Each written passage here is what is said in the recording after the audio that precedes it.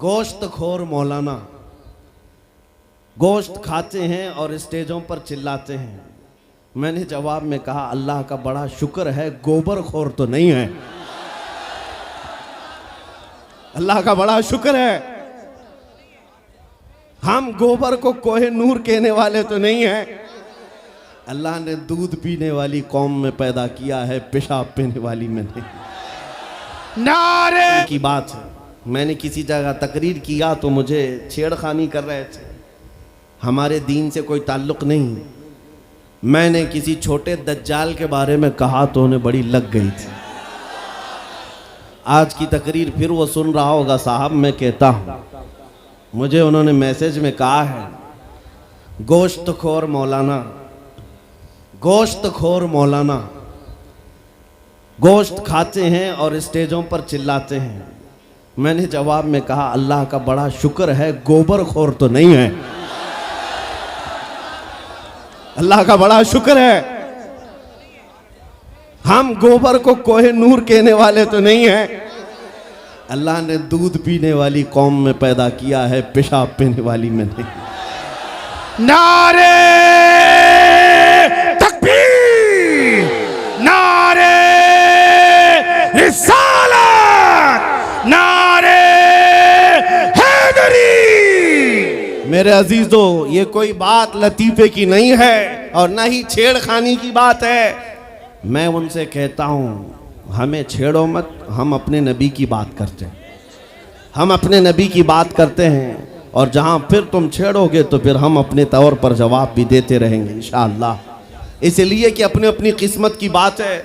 मुझे गोश्त खोर मौलाना कह रहे हो और ख़ुद की हालत मालूम नहीं है।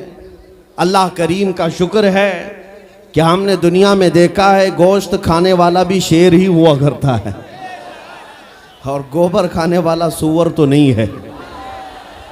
अल्लाह का बड़ा करोड़ा एहसान है। मैं उन बातों में नहीं आ रहा, लेकिन एक बात जरूर कहना चाहता हूं, सुनियो एक बात, कि दुनिया हजार ताने दे, हमें फर्क नहीं पड़ना चाहिए। अपने नबी के अखलाक को खुलकर कहना है। मैं आपसे पूछता हूं, क्या हमारा ये ईमान है या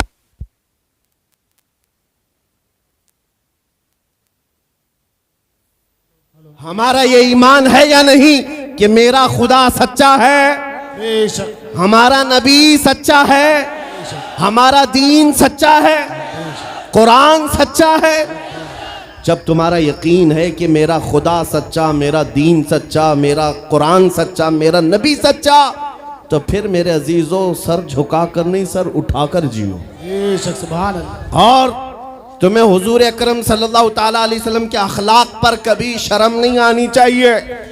कोई टोपी पर, कोई दाढ़ी पर ताने मारता है तो उसको नजरअंदाज करो, इसलिए कि मरने के बाद इस कीड़े को मुंह नहीं दिखाना है, आमिना के लाल को मुंह दिखाना है। ताना देता है तो देकर मर जाएगा। हमें फर्क नहीं पड़ता, हमारे लिबास से जलते हो तो और जलो, मरो। इसलिए कि जिसकी किस्मत में यहाँ भी जलना वहाँ भी जलना। और अल्हम्दुलिल्लाह सुन्नियों की किस्मत में यहाँ भी खुशियाँ हैं, वहाँ भी खुशियाँ। हम यहाँ पर हुजूर पाक का जिक्र कर रहे हैं और खुशहाल हैं, अल्हम्दुलिल्लाह खुशहाल हैं। इसलिए कि मुझे पता है हमारी हैसियत क्या है। खुशहाल हैं, आप भी हैं, हम हैं।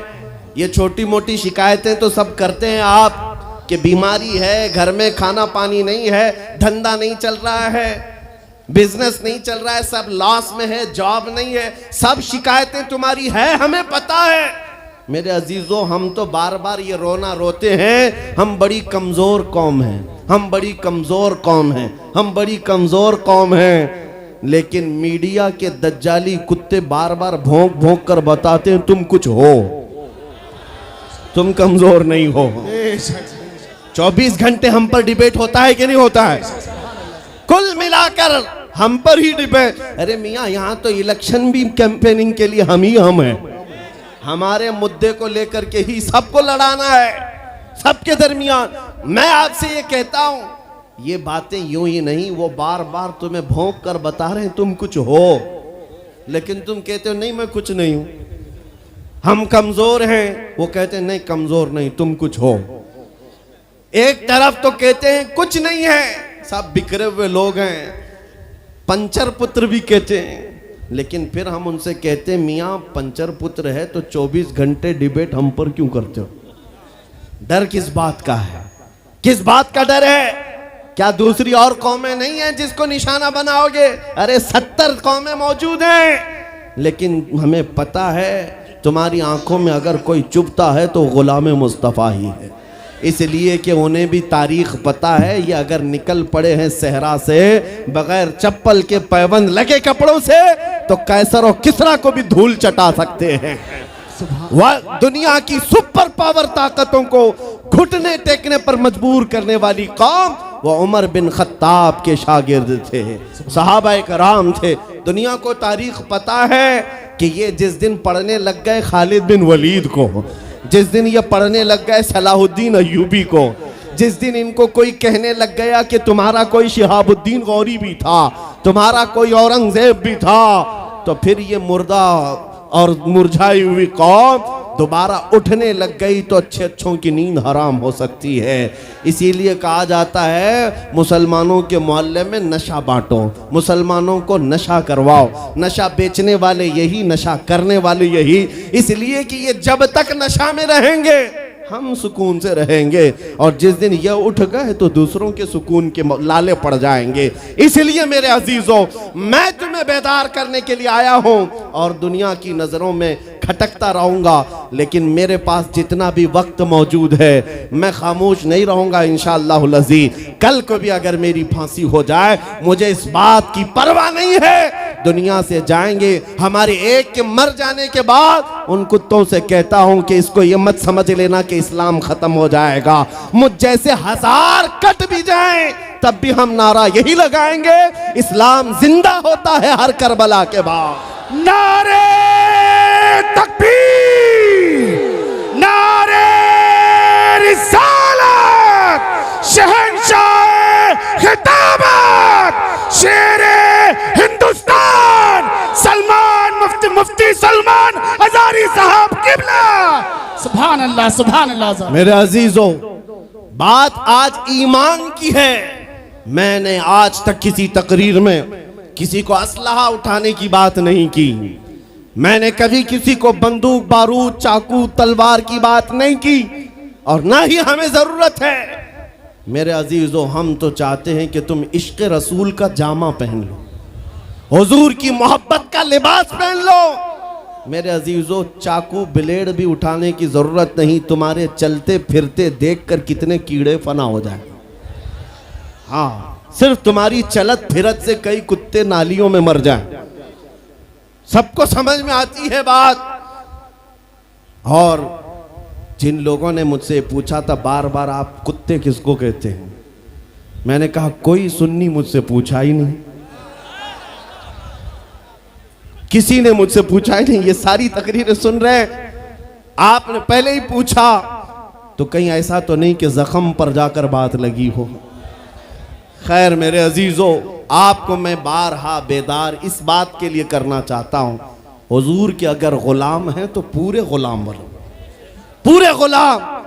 आज के दिन अगर एक नौजवान भी ये अहद कर लिया कि मैंने अपनी मर्जी से बहुत जिंदगी गुजारी है, अपनी लाइफ में बहुत इंजॉय किया है, लेकिन आज के दिन से ये तय करूंगा कि जीऊंगा तो मेरे नबी की मर्जी से जीऊंगा, जिसने भी तय कर लिया, मैं समझता हूं कि ये जलसा वसूल हो गया, हुजूर के कदमों में पहुंच गया।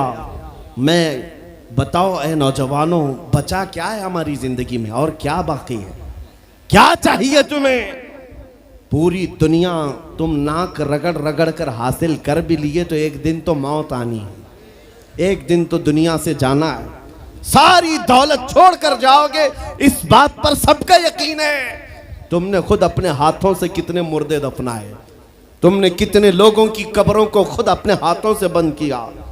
आज जो ये आंखें खुली हैं अचानक बंद कर दी जाएंगी, ये धड़कनें रुक जाएंगी, तुम हाथ पैर भी नहीं उठा सकते, और ये पूरे लोग उठाकर तुम्हें इतनी छोटी कब्र में डाल कर आते हैं जहां करवट लेने की भी जगह नहीं, सांस और हवा के लिए कोई रोशनदान नहीं, खिड़की नहीं, इतने घने अंधेरे के अंदर तुम तन्हा होते हो।